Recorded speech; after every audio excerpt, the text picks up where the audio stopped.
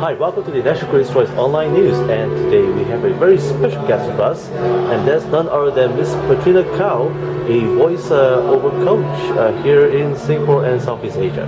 Now, Petrina, please tell us more about your profession, and why did you choose to be a voice-over coach? Okay, thank you very much, Robin. Well, I'm a voice and public speaking coach. I've had about 15 to 18 years experience in radio broadcasting. I'm also an actress on stage and I sing. And I'm also you could call a full-time voice acting, a voice actor.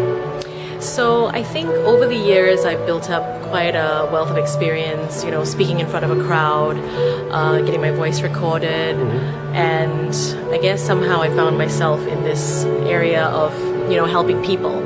And coaching one-on-one or conducting workshops for people, teaching them to speak up, speak better, have more confidence, have better presence. So yeah, it's just been a really wonderful journey, and I'm learning a lot myself every day. So yeah. So what does it take to be a great voice coach? Okay. I mean, you've been doing this for a while. Yeah. So what was your most defining moment when you realized that that's the talent you got? Okay, well, it all kind of fell in by accident, really, because I do a lot of voiceovers, and voiceovers not only in advertising or TVCs, radio commercials, lots of documentaries or corporate videos and things like that, where it's pretty straightforward. What happened was my husband has an animation company, and we started to produce our own children's animation.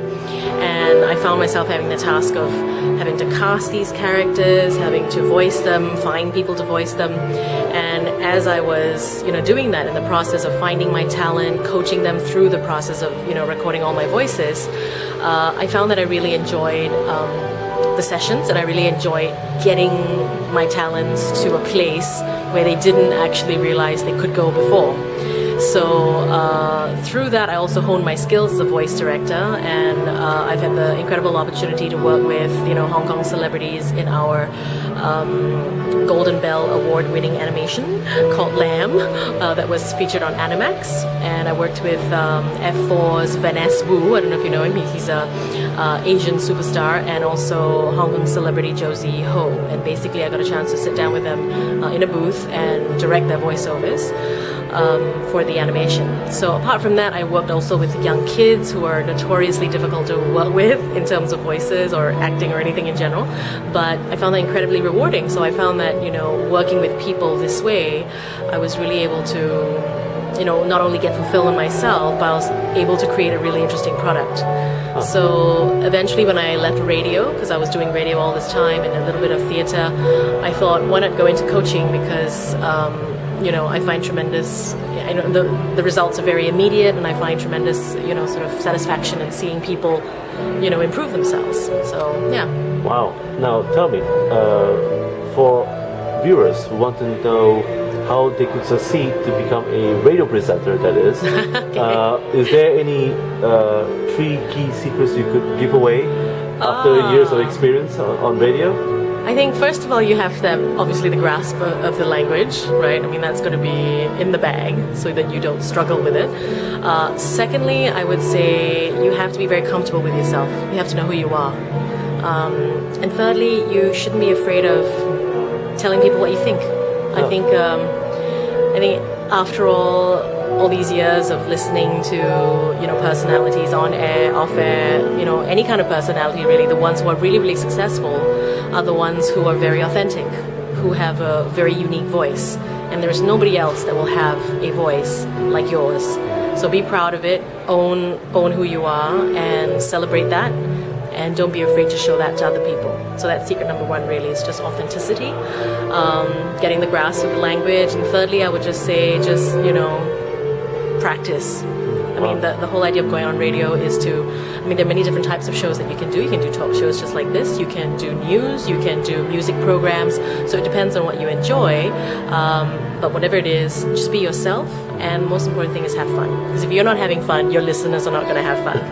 Yeah. Now, speaking about fun, when you first began your career as a radio talk show host, do you share the same struggles like any other young, amateurs, where they tend to stutter or even miss out some words?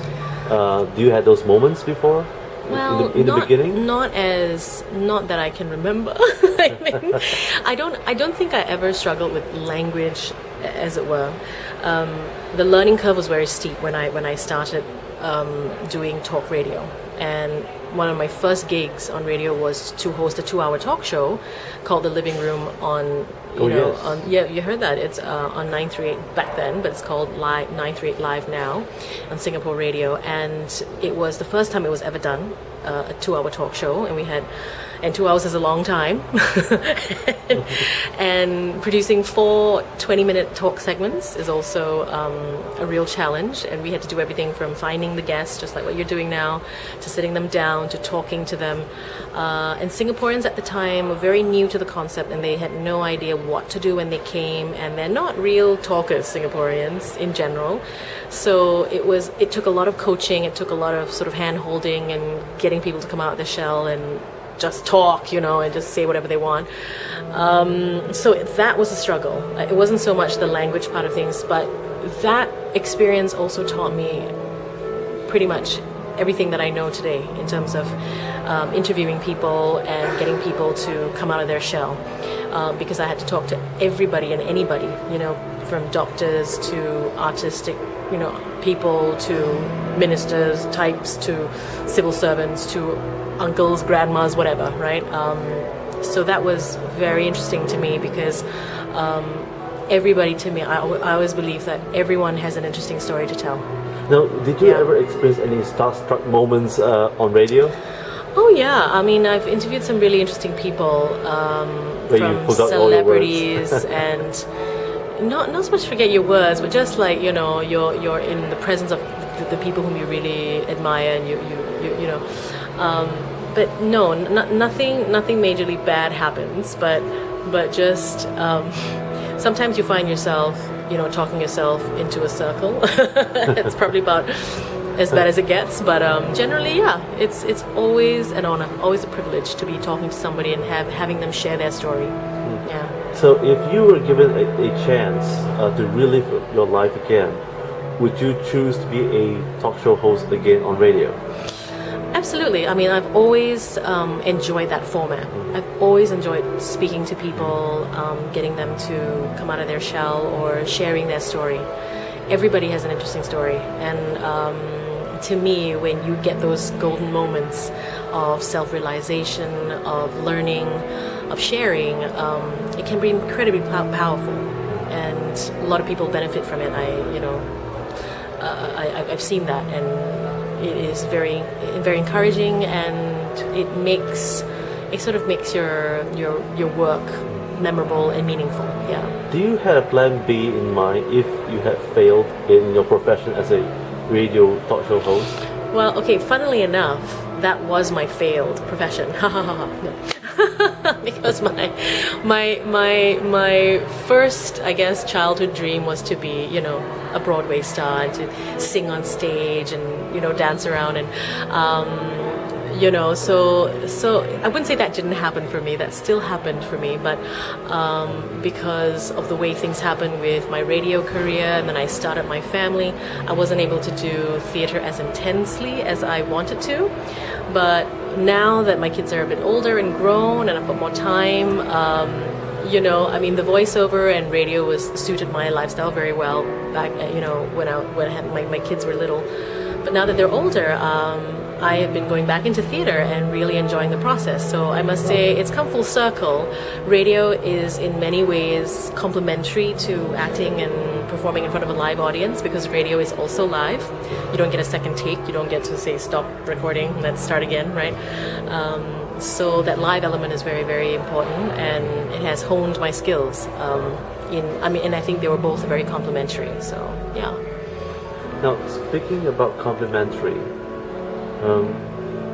moving forward, now that you are also a voice coach, celebrity, tell us, what is your secret of your success? What does it take to be a great voice coach? Okay, well, I think first of all, you have to be knowledgeable. So you have to know as much as you can know about the voice. Okay, and I think voice is one of those things where it's like you take for granted, right? It's sort of like, okay, I have a hand. Nobody really has a hand coach, because your hand does things for you every day. Same way that your voice does things for you every day, but not many people realize how crucial the voice is in terms of interpersonal relationships, right? And I think that the more you understand that, and the deeper you have a connection with your voice, the better you are able to connect with other people. Because that's the first thing that people, in terms of interpersonal relationships, communication skills are key, whether it be personal or workplace or, with friends or whatever. That's the first thing. And if you're unable to get your point across in an effective way, or you're, stuck for whatever certain reasons, that can really hinder your personal progress and your interpersonal relationships. And a voice coach doesn't just work on the physical quality of your voice. I think it goes much deeper. I think it goes into communication. And it's always tied. It's never just one thing.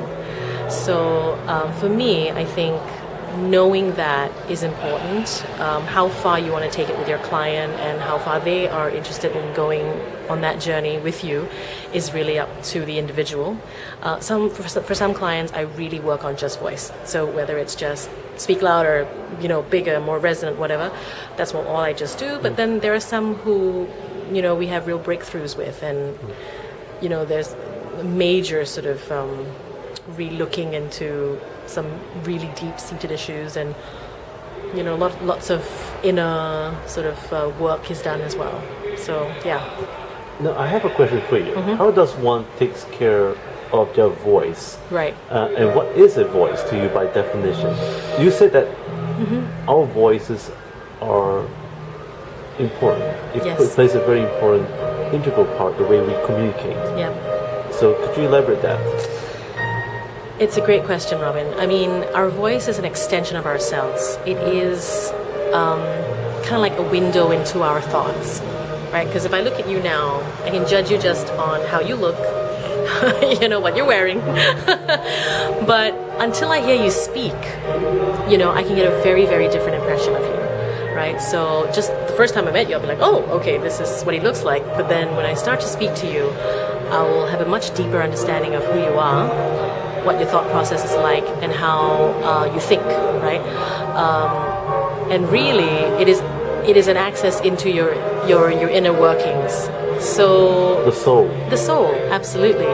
How you think, right? So the more articulate you are in the way you can express yourself, the better it will be for other people to access who you really, truly are. So it's all very related. It's almost as close to breathing as